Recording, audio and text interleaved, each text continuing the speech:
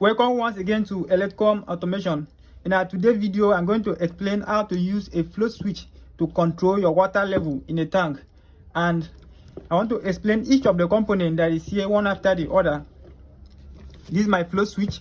And a float switch is a sensor that detects the water level in a tank and turns the pump on and turn it off when necessary. And this is my AC bulb.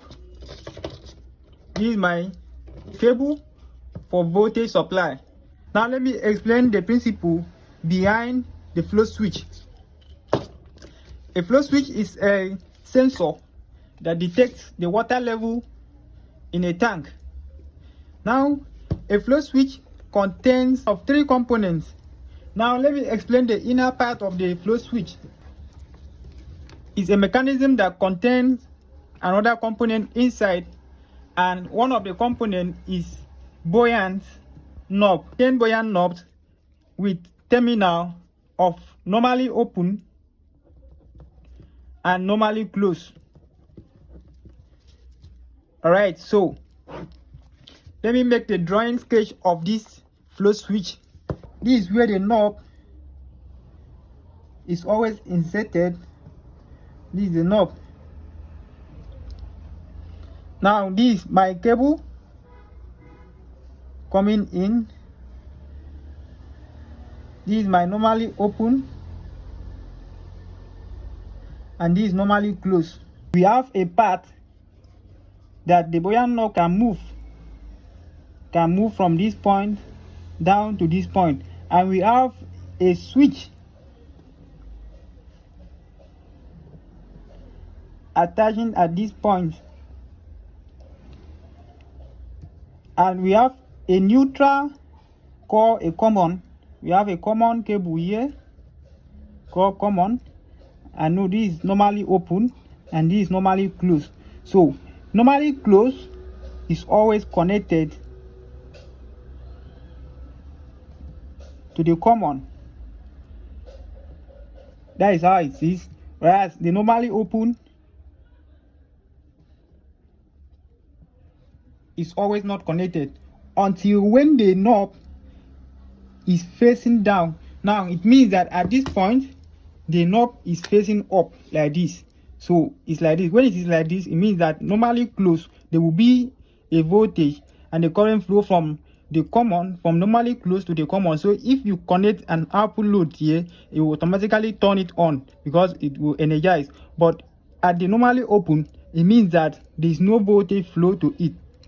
But when once the knob is facing down, that could be that maybe your water is low from the tank. So when once the knob is facing down, the normally open will now turn normally closed, because this ball will now move from this point to press this switch in. So when once the switch is being pressed in, the normally closed will cut and will be connected to normally open.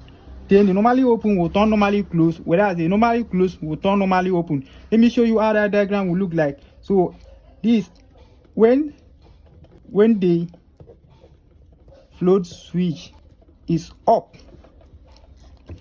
Now this when the float switch is down. We have when it is down.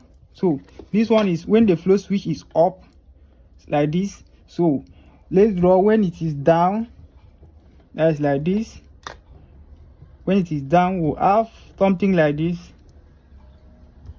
and we have the knob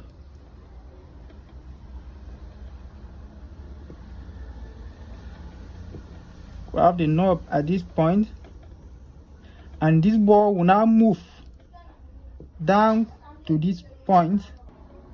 This is normally open, this is common, this is normally closed.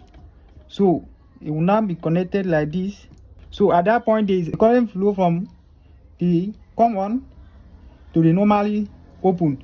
So you know that the common terminal is where your AC voltage will always be terminated at. Anytime you are connecting the float switch, connect your live terminal to the common terminal of the float switch for you to control it with normally open and normally closed contact. So I hope you understand that. Now let's see how to use this flow switch to pump your water without using a contactor. So let's go into the wiring one after the other. So what will happen, we use this diagram to do the configuration. Alright, so let's see how to do the connection using the flow switch to pump our water without using a contactor. Now this terminal that I'm locking it here is our normally closed terminal, and this is my common. The black is my common terminal, while the blue is our normally open terminal. So I'm going to connect my AC live to my common. So let's do the connection together. Alright, so this is my AC live, so I'm connecting it to the common terminal of the flow switch. Alright, so I'm going to connect my neutral to the bulb. So we are taking the bulb now to be our zoomer or our control zoomer box. So in your own case, you reference it to your zoomer control box. So I'm using the bulb to be my zoomer now. So I'm going to connect my main neutral to the neutral of the bulb. So let's do the connection together. Alright, so this is my main neutral. So I'm connecting it to the neutral of my bulb. Alright, so I'm done. So I'm going to connect the life of my bulb, that is the life supply of my bulb, which is going to be my load, to the normally open terminal of the flow switch.